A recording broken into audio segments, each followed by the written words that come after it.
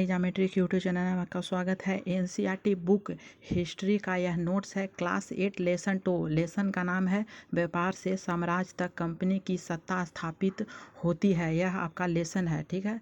और यह आपको एनसीईआरटी का एक एक आपको पॉइंट्स लिखा हुआ है, तो आप एक एक पॉइंट को नोट्स करते रहिएगा। तो देखिए यहाँ पे है क्या, सबसे पहला है क्वेश्चन कि मुगल बादशाहों में आखिरी शक्तिशाली बादशाह कौन था, तो यह औरंगजेब है, ठीक है। अगला क्वेश्चन है कि औरंगजेब की मृत्यु कितने ईस्वी में हुआ था, तो 1707 ईस्वी में हुआ था। अगला है क्या कि किस ब्रिटिश शासक ने बहादुर शाह जफर और उसके बेटे को गिरफ्तार किया था, तो कैप्टन हडसन ने किया, ठीक है। तो आप एनसीईआरटी का बुक को एक बार पढ़ने के बाद आप नोट्स अच्छे तरीके से बनाइएगा और इसमें एक एक पॉइंट आपको दिया हुआ है, ठीक है। कितने ईस्वी में ईस्ट इंडिया कंपनी ने इंग्लैंड की महारानी एलिजाबेथ प्रथम से चार्टर्ड इजातनामा हासिल कर लिया था, तो यह 1600 ईस्वी में हासिल कर लिया था। अगला है क्वेश्चन कि ईस्ट इंडिया कंपनी को किस दिशा से व्यापार करने का एकाधिकार मिल गया, तो यह पूरब से आपको एकाधिकार मिल गया, ठीक है।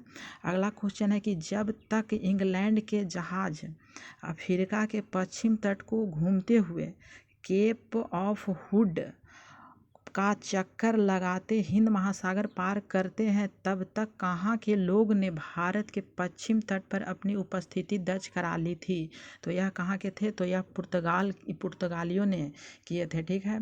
अगला क्वेश्चन है कि एक वास्को डी गामा कहाँ के रहने वाले थे, तो यह पुर्तगाल के रहने वाले थे।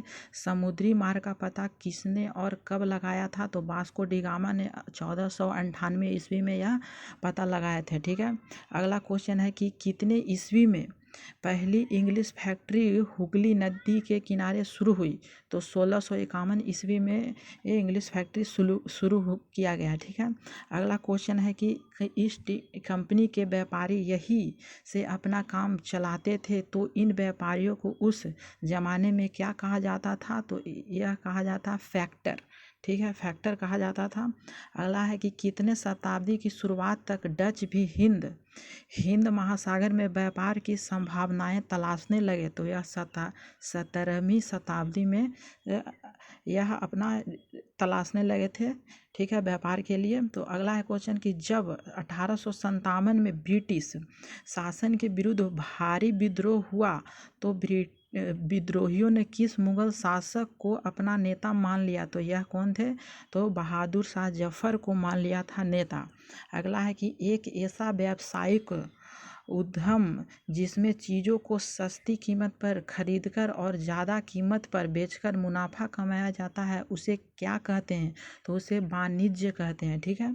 अगला क्वेश्चन है कि कितने ईस्वी में ईस्ट इंडिया कंपनी ने बंगाल में इस आबादी में चारों तरफ एक किला बनवाना शुरू कर दिया था, तो कब किया था, 1669 ईस्वी में यह शुरू कर दिया था।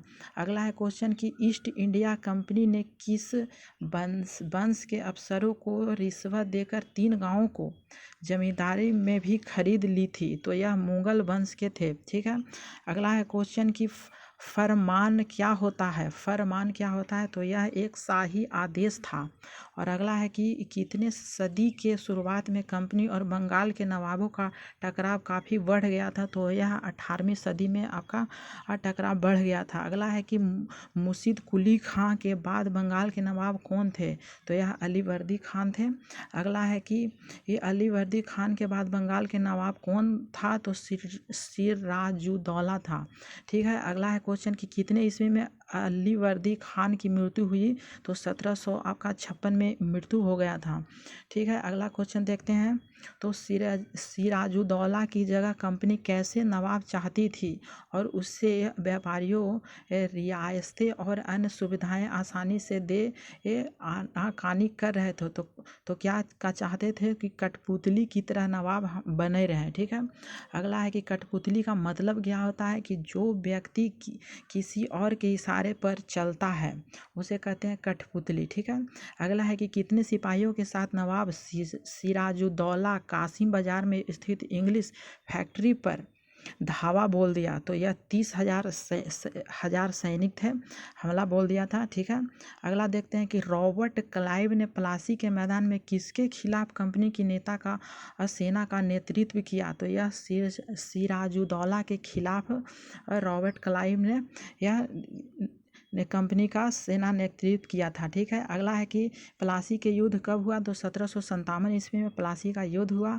अगला है कि प्लासी के युद्ध में सिराजुद्दौला की हार का एक बड़ा कारण क्या था, तो मीर जाफर का अंग्रेजों के साथ मिलना प्लासी के युद्ध का कारण बना। ठीक है, अगला है कि कितने ईस्वी में रॉबर्ट क्लाइव ने अंग्रेजों साम्राज्य के एक मुख्य विदेश मंत्री विलियम पिट को चिट्ठी भेजी थी, तो 7 जनवरी 1759 ईस्वी में यह चिट्ठी भेजा गया था। अगला है कि कितने ईस्वी में बंगाल के नवाब में इंग्लिश व्यवस्थितियों के बारे में शिकायत कहा, तो 1733 ईस्वी में।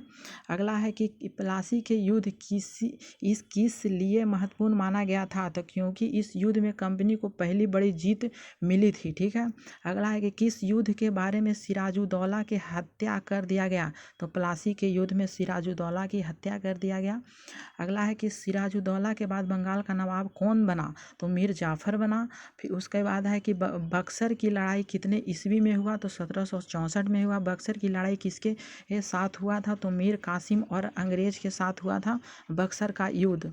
अगला है कि मीर जाफर दोबारा बंगाल का नवाब कब बना, तो 1764 में बना था।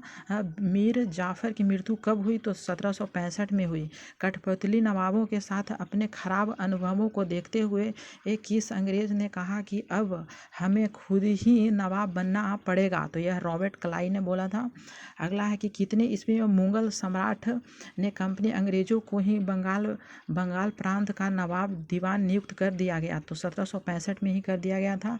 नवाब बनने का क्या मतलब था, तो कंपनी के पास अपना सत्ता और ताकत होना था, नवाब बनने का मतलब होता है। अगला है कि रॉबर्ट क्लाइव कितने ईस्वी में इंग्लैंड से मद्रास आया, तो 1743 ईस्वी में इंग्लैंड से मद्रास आया। उसके बाद है कि ये रॉबर्ट क्लाइव इंग्लैंड से मद्रास आया था, तब उसका उम्र कितना था, तो आपका उम्र 18 साल उनका उम्र था रॉबर्ट क्लाइव का।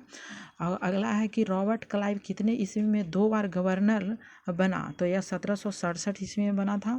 अगला है कि रॉबर्ट क्लाइव गवर्नर बनने के बाद हमेशा के लिए भारत से रवाना हुआ, तो भारत में उसकी दौलत कितने पाउंड के बराबर लगभग हो गई थी, तो 401 और 102 पाउंड लगभग हो गई थी। ठीक है, कि दूसरी बार ब्रिटिश ने रॉबर्ट क्लाइव को गवर्नर क्यों बनाया गया, क्योंकि कंपनी के भीतर फैले भ्रष्टाचार को खत्म करने के लिए बनाया गया था। कितने ईस्वी में ब्रिटिश संसद में रॉबर्ट क्लाइव को खुद भ्रष्टाचार के आरोप में अपनी सफाई देनी पड़ी, तो 1772 ईस्वी में सफाई देनी पड़ी थी। कितने ईस्वी में रॉबर्ट क्लाइव ने आत्महत्या कर लिया, तो 1774 ईस्वी में आत्महत्या कर लिया था। अगला है कि भारत से जो जी धन दौलत लेकर वापस लौट गए ब्रिटिश, उन्होंने वहाँ आलीशान जीवन जिया, तो उन्हें वहाँ के लोग ने क्या कहा, नवाब कहा गया था। ठीक है, अगला क्वेश्चन है कि किस युद्ध के बाद कंपनी ने भारतीय रियासतों में रेजिडेंट तैनात कर दिए, तो बक्सर के युद्ध में रेजिडेंट तैयार हो गया। बक्सर का युद्ध कब हुआ था, तो 1764 में हुआ था।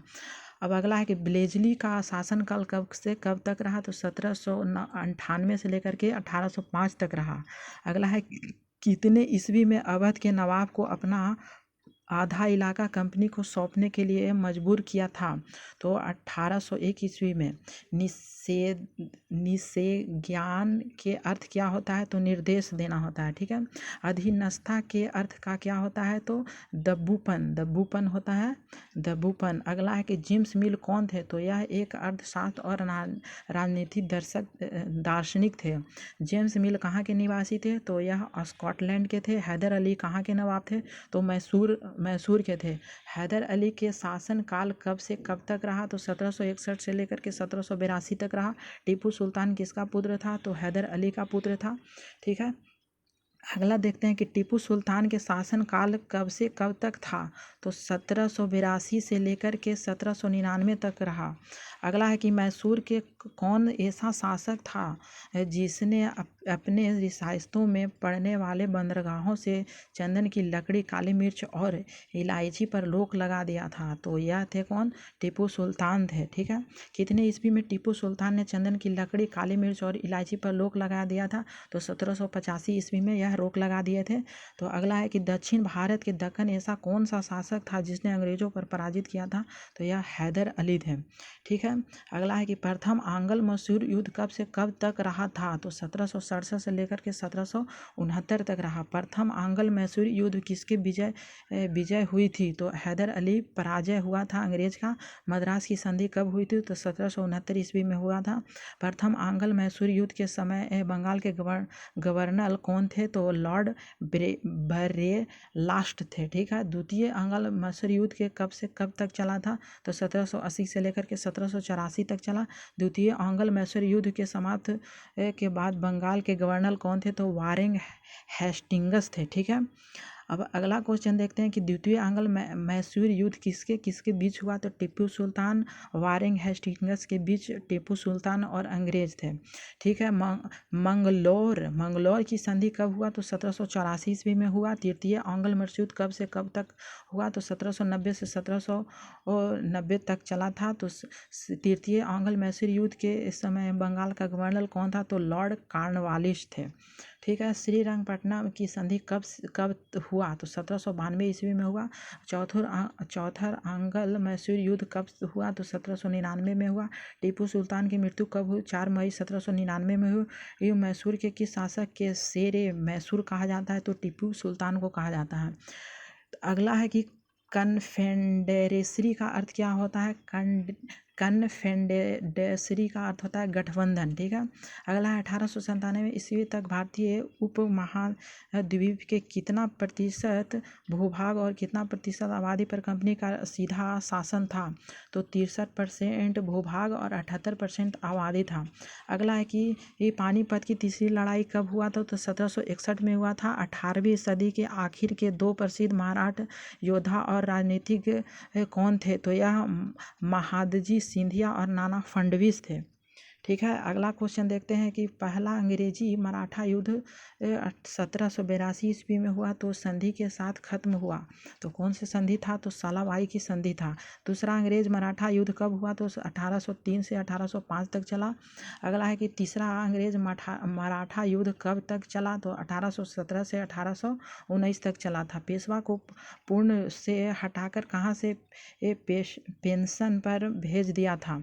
ठीक है, तो कानपुर के पास बिठूर में भेज दिया था।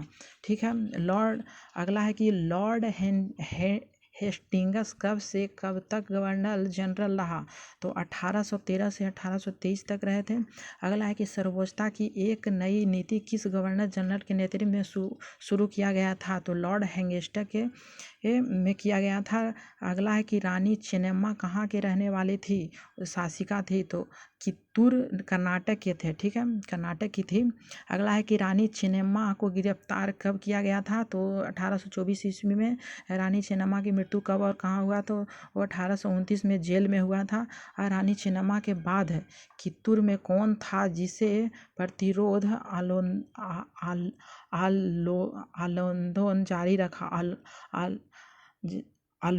जारी रखा? तो संगलोन के एक गरीब चौकीदार रायन्ना ने। ठीक है, अगला है कि रायन्ना को फांसी कब हुआ? तो 1830 ईस्वी में हुआ। अगला है कि कितने ईस्वी के दशक में ईस्ट इंडिया कंपनी रूस के प्रभाव से काफ़ी डरा हुआ था? तो 1830 के दशक के अंत में था। अगला है कि कितने ईस्वी में अफगानिस्तान के साथ एक लंबी लड़ाई के बाद अंग्रेज वहां अप्रत्यक्ष शासन कर लिया? तो 1838 से 1842 ईस्वी में कर लिया था। अंग्रेज ने की संधि पर अपना कब्जा कर लिया। तो 1843 ईस्वी में महाराजा रणजीत सिंह की मृत्यु कब हुआ? तो 1839 ईस्वी में हुआ था। अंग्रेजों ने पंजाब पर अपना हठ कब जमाया? तो 1849 में जमाया गया था। अगला है कि लॉर्ड डलहौजी के शासनकाल कब से कब तक रहा? तो 1848 से 1856 तक रहा।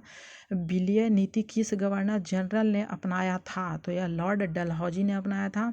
अगला है कि विलय विलय नीति के अनुसार आधार पर एक के बाद एक कई रियासतों को अंग्रेज ने अपने हाथों में ले लिया था। तो बताया गया कि सतारा को कितने ईस्वी में अपने कब्जे में कर लिया गया था। तो यह आपका सतारा 1848 में कर लिया था, और संबलपुर 1850 में, उदयपुर 1852, नागपुर 1853 और झांसी 1854 में। तो यह आपका कितना है, तो 1 2 3 4 5 यह है। ठीक है, अगला है कि कितने ईस्वी में अंग्रेजों ने अवध को भी अपने नियंत्रित में कर लिया था, तो 1856 में कर लिया था। 1856 ईस्वी में महान विद्रोह में अवध शामिल हुआ था।